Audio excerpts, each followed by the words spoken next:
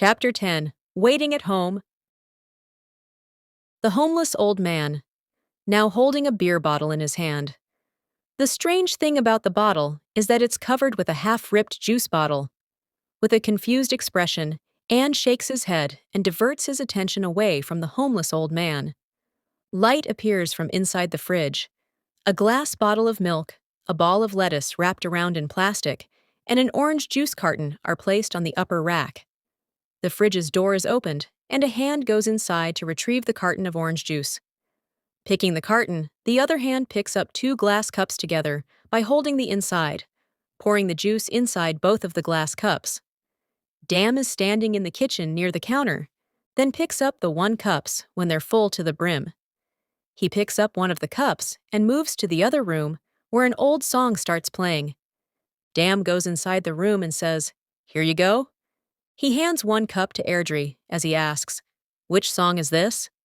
Dam responds and says, "Guess Things Happen That Way" by Johnny Cash. Dam goes back to the kitchen for a moment.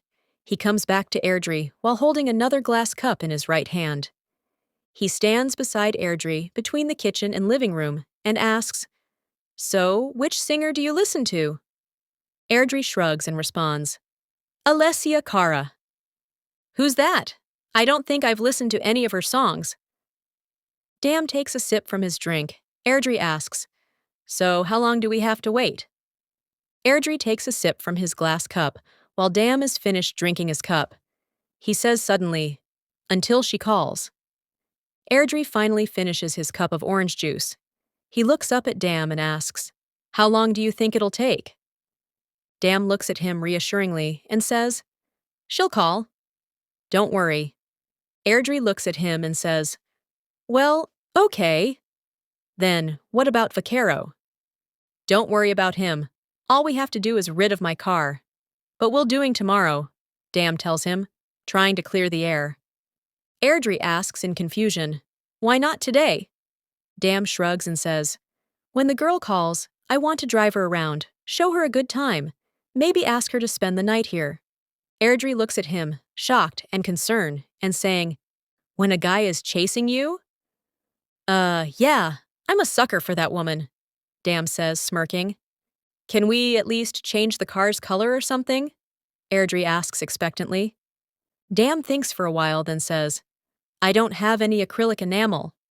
Airdrie looks at him and asks, "Why can't we just go into town and get it repainted?" Dam pulls out his keys from his right pocket. He holds the keys up to his face and looks at Airdrie with a bored expression. Airdrie looks at him with confusion apparent on his face. Dam says, "All right, here you go. Take it to Bank's shop and he'll do it for free." Airdrie looks at the keys in Dam's hand. Then he looks at Dam's face. In a quiet tone, he enunciates every word as he says, "So, if Vaquero sees me in your vehicle, what do you think he'll do?" Dam looks at him as he holds up his car keys near his right jawline. He then looks up at the ceiling before saying, "Probably disturbing things." He looks back at Airdrie before elaborating his previous sentence, "To you and your family, or just kill you right then and there." Airdrie gulps visibly as he looks at Dam with a horror-stricken face. He asks, "Do you think the neighbors have some acrylic enamel?"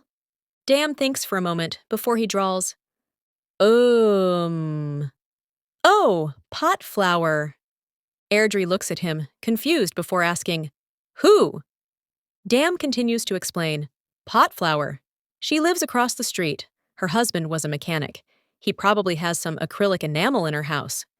Airdrie nods slowly and asks, "So, you think that pot flower would mind us borrowing some acrylic enamel?" Airdrie thinks that Mr. Potflower is still alive. Dam shrugs and clears out his confusion as he says, "Mr. Potflower's been dead for mouth now, and Mrs. Potflower said something about police today. So, I'll be right back." Airdrie stops him and says, "Wait! So, you're just going to steal it?" Dam stops in his tracks and turns around to look at Airdrie as he responds to his question, "I'll return them the rest. And if I end up consuming all the spray, I promise to pay them back." Dam walks to the door, but halts at Airdrie's comments as he says, It's not good to steal, you know. Dam stops near at the door and turns his head to the right as he looks as Airdrie from his right side. He carefully explains, I know it's not. That's why I'm going to do this just once. Dam opens the door and walks out before closing the door back. Airdrie is standing there and waiting for Dam to finally come back. After waiting for several minutes, Dam finally enters the house again. Dam shows Airdrie the enamel in his hands and says, Here's the acrylic enamel. Dam holds the acrylic enamel to Airdrie's face in his right hand as Airdrie quickly grabs the enamel and looks at it. Dam's voice catches his attention again as he says, I want one of us to watch the phone, so we take turns. I'll go first. You stay here and watch the phone. Okay, says Airdrie. He looks around the living room for a moment before looking at Dam again and asks, Where's the phone? Dam quickly responds, It's in my bedroom. Airdrie gives the acrylic enamel back to Dam as he makes his way near the phone to make sure he doesn't miss a call. Dam goes out of the house towards the porch, and soon enough, he is completely out of his sight. Airdrie notices a wide-open door at the end of the hallway, between the living room and kitchen. He walks towards the hallway and sees two closed doors on his left and right sides. Airdrie makes his way inside the wide-open door and stops to look around the room. His gaze finally settles on an old home telephone placed on a black nightstand on the left side of the bed. Airdrie walks towards the bed, and as soon as he is about to sit on the bed, he notices something on the floor. He is just about to step his right foot on that thing when he stops, and his hands move it somewhere towards under the bed. Without any other obstacle around, Airdrie goes to bed and sit on it while waiting for the telephone to ring. From his pants' right pocket, he pulls out his cell phone and taps on it, when suddenly, his nose starts to sniff something foul around the room. He can't take the smell anymore. He gets up from the bed and tries to locate where the smell is coming from. Airdrie decides to go to the bathroom and check for the source of that smell. As he gets closer to the bathroom door, the stench becomes unbearable, and he has to cover his nose and mouth with his right hand. Near the bathroom door, he notices a puddle of vomit on the floor. He looks up to see vomit smeared all over the mirror as well. Airdrie walks forward carefully, avoiding the vomit on the floor. He stops near the bottom cabinet door, beneath the sink. Going down on his knees, he opens the door and finds a bottle of cleaning spray. Airdrie picks the spray in the cabinet, and before he can stand up, he notices a photo. He picks up the photo and stares at it. In that photo, he can see Dam along with 3 other people. There is a quote below the picture that reads, "Wonderful people." Airdrie is busy gazing at the picture, thinking of who the other people are and where they might be now. Suddenly, he is pulled out of his reverie when the old telephone starts ringing. He quickly gets up on his feet and rushes back towards the bedroom. He is in such a hurry that he doesn't notice the puddle of vomit on the floor that he saw earlier, and steps on it, only to fall the back of his head first on the ground. He can't decipher what happened for a moment, but he hears another ring and gets up quickly to dash towards the nightstand. As soon as he reaches there, he picks up the phone and, in a panting voice, says, "Hello, Dam's phone." Dam shouts from the outside, "Who is it?" Airdrie doesn't respond for a while as he is still busy listening to the caller. When he's done listening to whatever the person on the other was saying, he cups the bottom of the phone handle with his hand and looks towards Dam. "It's about charity for the less fortunate," Airdrie shouts back at Dam. Dam shouts at Airdrie, "Hang up!" Airdrie shrugs and complies by hanging up the phone. He looks down at himself and cringes upon noticing that his body is covered in vomit. Airdrie shrugs, thinking he can't do anything about it now. Besides, he has to watch the phone. He makes his way back to the bed to sit down on the edge of the right side of the bed. Luckily, there's no vomit on his behind, and while using his cell phone. Dam comes back inside the room after a while and immediately asks Airdrie, "Any calls?" Airdrie is still looking at his phone as he responds, "Not since the charity." Dam says, "Good." Dam looks around the rook and sniffs. He can smell a strong, foul stench within the room. He looks up at Airdrie and asks, "What's that smell?" Airdrie looks up and stares at Dam before he responds, I fell in some vomit. Dam looks at him weirdly before asking, Why? Didn't you get yourself cleaned up? Airdrie is still looking at him when he shrugs and says, I didn't want the phone to be alone. Dam smiles at him and says, Good man, I'll watch the phone now. Go and get your clothes washed. And also, take a shower as well. Airdrie asks, What about the car? Dam shrugs and responds, I decided to repaint the whole car instead. I hope you don't mind. Now come on, the laundry room is near the kitchen. Airdrie gets up from the bed and finally walks out of the room as Dam called out from behind, I'll give you something to wear. Dam and Airdrie are sitting on a two-seater couch in the living room. Dam is watching hockey on an old TV with no sounds, but that doesn't bother him much as he can still see the subtitles on the screen. Dam is holding a glass cup in his right hand, whereas Airdrie is staring intently at his cell phone in his hand. He has no interest in the match whatsoever, as he is too busy texting his wife. Airdrie's wearing a white t-shirt, with a quote in black writing that reads, Fuck you in the mouth, motherfucker! Dam rolls his eyes on the TV excitement and says, You call that defense? Dam looks at Airdrie again and asks, What are you doing? Airdrie looks up from his cell phone and responds, Oh, I'm just texting my wife. Dam looks shocked for a moment and asks, You're married? Airdrie goes back to responding to his wife's messages, as he says, Yeah, and I have 2 kids as well. Wow, that's nice, Dam drawls out. Dam goes back to watching the television, while Airdrie is still busy on his phone. Suddenly, Dam's voice catches Airdrie's attention as he says, I also have a wife and 2 kids. Airdrie, while staring at his phone, asks, Really? What happened to them? Airdrie finally puts his cell phone away and looks at Dam as he says, My wife left me, my daughter ran away, and my son is over 18. Airdrie looks at him sympathetically and says, You sure you don't want to talk about it? No. Dam looks up at Airdrie and says, Yeah. I don't want to talk about it. Airdrie looks at him before asking, Well, do you have something to remember them? Dam shrugs before responding, Yeah, but it's in the bathroom somewhere. I don't like looking at it. Airdrie can just manage to say, Oh.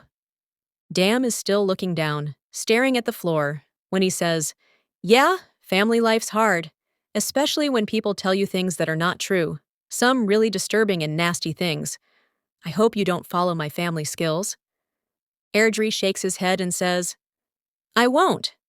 Dam smiles remorsefully and says, Good boy. Good man. Dam smiles and lifts his glass cup to Airdrie. They are just enjoying their drink when the old telephone starts ringing. Dam gets startled and drops his glass cup on the floor before running out of the living room. When Dam is inside the bedroom, he jumps towards the bed and lands on his front. He moves his body a little closer to the edge of the bed and picks up the phone handle with his right hand.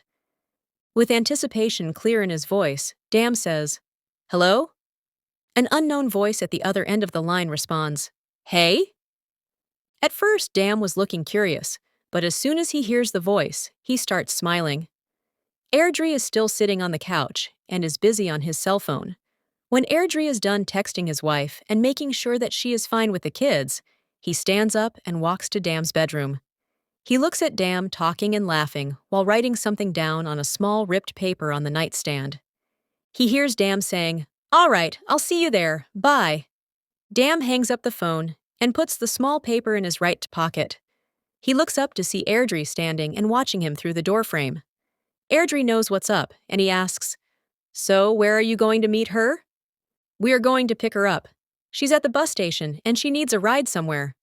Now tell me, how do I look? Dam asks excitedly. He looks like a kid in a candy store. They walk out of the door when Airdrie says, You smell a little strange. They stop in their tracks and are now standing between the kitchen and living room. Dam grabs some air freshener off the kitchen counter and spread it all over him. Okay, so how do I smell now? Dam asks. Better, Airdrie comments. Dam looks around nervously before looking back at Airdrie and asking, But what about the house? Do you think it looks all right? Airdrie looks around the place and notices its mess. He asks Dam, "Do we have time to clean up?" Dam thinks for a moment before responding, "No, but I do know who will clean up this place for us." Airdrie looks at him, confused, and asks, "Who?" Dam starts walking before saying, "Follow me." Dam opens the front door and walks out while Airdrie follows him. They are walking down the cement steps and onto the yard, headed towards the house on the left, next to Dam's house. "Okay, this guy will clean up my house for free. All we have to do is grab him, push his back on the door, brandish at him, and he'll do it for free." "Okay, wait, what?" Airdrie suddenly lifts his eyes up at Dam and looks at him intently for his suggestion. Dam shushes him and says, "Get ready." Dam's right index finger is on the doorbell as he rings it once. They wait for someone to come to the door and open it. Suddenly, the door flings open. Peterson looks up and asks, "Yes?" Peterson looks at the visitors and notices an unknown guy standing beside Dam. Before he had time to process anything, Dam garbs Peterson by the shirt collar. Airdrie closes the door while Dam holds up Peterson. In a slow voice, Dam greets, "Hello, Pete." Peterson asks, "What do you want?" Dam pushes Peterson further up against the door and comes closer to Peterson's face. "I want someone to clean to my house, and you're the only one in the neighborhood right now," Dam says as a matter of fact. Peterson shakes his head before saying, "No, I just came out of the hospital." Before he could finish what he was saying, Dam's right hand goes down to Peterson's pants. Peterson's eyebrows go up, and he stammers out a response. "I mean, yes, I'll be there in 5 minutes." Dam smirks before saying, "Good, do you need a key?" Peterson shakes his head and says, "I have one, remember?" Dam says, "Oh, well, see you? Bye." Dam throws Peterson at his front door. Peterson pushes through the other side of the door as Dam and Airdrie starts walking away. Airdrie looks up at Dam in curiosity and asks, "So what did he do to you?" They're now walking towards Dam's front yard. Dam looks up at Airdrie and responds, "He punched me in the gut this morning." Dam opens the front door of the house as they both enter inside, before Dam continues, "So I fought back, and now he owes me one." The old telephone starts ringing again. Dam makes his way back to his bedroom at a fast pace. He quickly grabs the receiver and puts it against his right ear. "Hello? Oh. Hi, what can I help you with? You need a ride?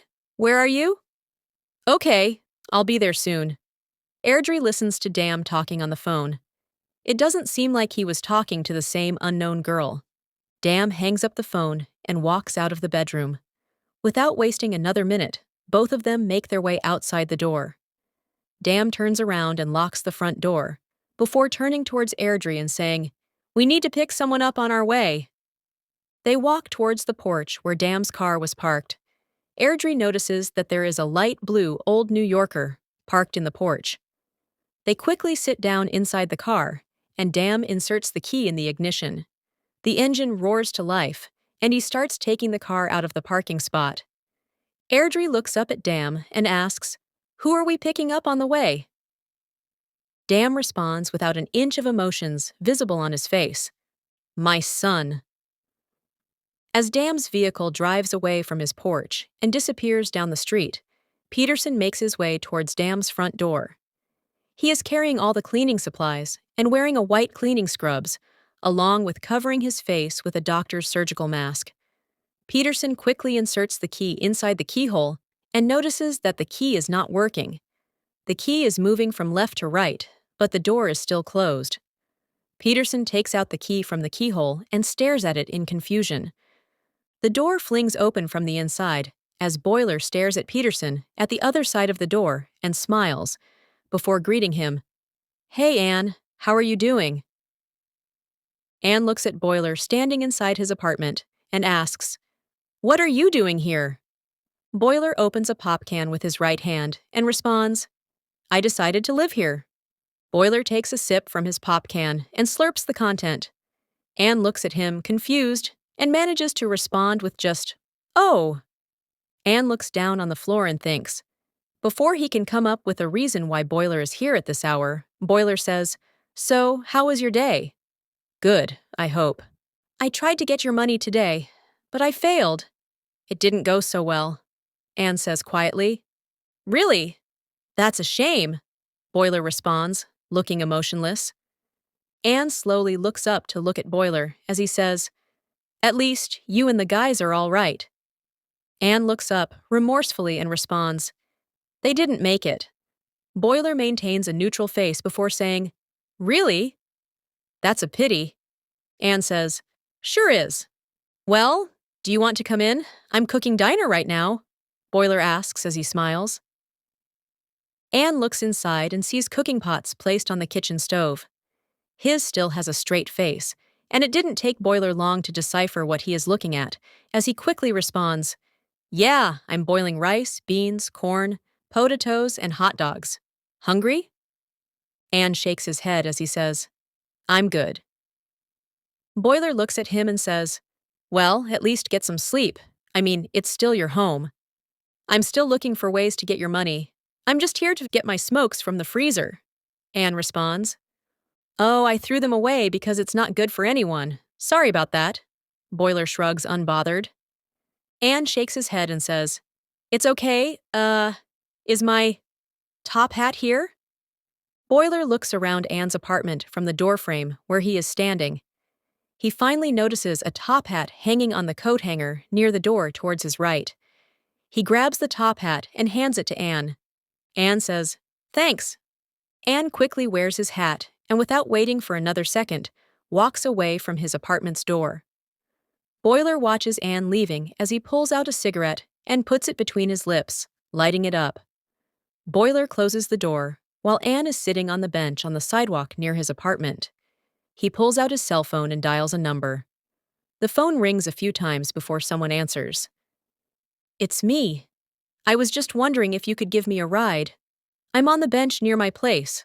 "All right, I'll stay here." Anne hangs up and puts the phone back inside his pocket. He starts lying down towards his right side on the bench. He feels exhausted, like all the energy is sucked out of his system, as he waits for his ride to arrive. Finally, a vehicle arrives at his left. Anne stands up and opens the back door towards the right side. He gets in and closes the car's door. The vehicle drives away. Dam looks at Anne from the rearview mirror and asks, "Nice to see you, Anne. Doing good?" Anne looks at Dam from the rearview mirror as he responds, "Nice to see you too. I'm good. Who this guy you with?" Airdrie introduces himself. "I'm Airdrie." Anne asks with curiosity, "What are you doing here?" Dam quickly responds, "Oh, sorry. Anne, this is the new guy from work. I have to train him." "Train him for what?" Anne asks. Airdrie responds, "For what's to come." "What?" Anne started asking another question before Dam interrupts and says, "We have to pick up another person." This piques Anne's curiosity further, and he asks, "Who?" Dam looks at Anne from the rearview mirror before responding, "A very special lady." Dams is driving, and soon the road starts becoming darker. But after every few kilograms, they can see a glimpse of light coming from the light poles. Anne decides to ask another question. "So, I was wondering if I can stay at your place tonight." Dam looks confused and asks, "Why? What's wrong with your place?" Anne shrugs as he responds, "Well, boiler problems." Dam shakes his head and says, "Man, that sucks." Anne nods and says, "Yeah, I know." Dam quickly responds to his previous request. "Well, sorry. You can't stay at my place." Anne asks with a frown on his face, "Why not?" Dam responds while looking ahead as he drives, "There are already people staying at my place tonight." "Like who?" Anne asks, looking slightly worked up. "The special lady we're going to pick up in Airdrie." Dam shrugs apologetically. "I'm staying at your place tonight?" Airdrie asks him in confusion. "I'll pay you," Dam says, dismissing his concerns. "How you know that this girl will stay at your place tonight?" Anne asks in a serious tone. Dam looks at him again through the rearview mirror before looking ahead at the road again as he says, "Because I met her a couple of days ago. She called me, we had a good time on the phone, and now she needs a ride to somewhere. When she's in the car, I'm going to ask her to stay at my place for tonight." Anne asks incredulously, "And there's no room for me?" Dam says apologetically, "Sorry, Anne." Anne squints his eyes a little before he huffs and asks, "Well, can I at least have a smoke then?" Dam pulls out a cigarette from his jacket's inner pocket and holds it up with his right hand, towards Anne. He accepts it immediately and says, "Thanks."